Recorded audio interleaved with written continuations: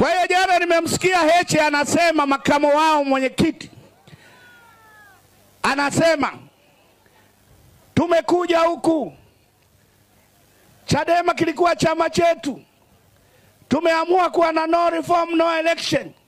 Tunashangaa kuna watu wanajiita G55 wametusaliti na sasa wametangaza kuhama chama. Unatuambia sisi? Mimi niliwahi kuambia nyie mna mgogoro, akatoka hadharani hatuna mgogoro. Nasema hivi, ukipandacho ndio utakacho kivuna. Sasa hivi sio siri tena kwamba kuna mgogoro mkubwa ndani ya Chadema, na yeye Heche anawatuhumu wenzake kwamba wamewasaliti.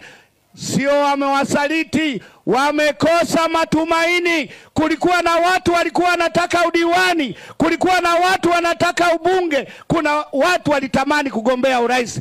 Uongozi wa sasa wa Chadema umeondosha matumaini hayo, na hiki kinachowakuta Chadema inaenda kufa mikononi mwao.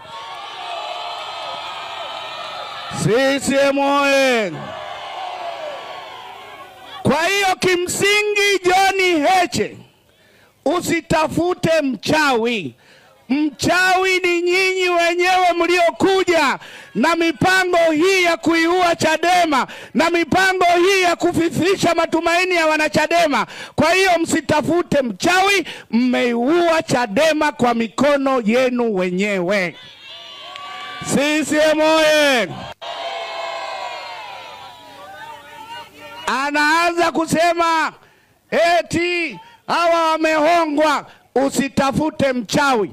Na unaposema kuhongwa, na wewe ujue John Heche uko kwenye nyumba ya vioo, usirushe mawe. CCM oye! Yuko kwenye nyumba ya vioo, asirushe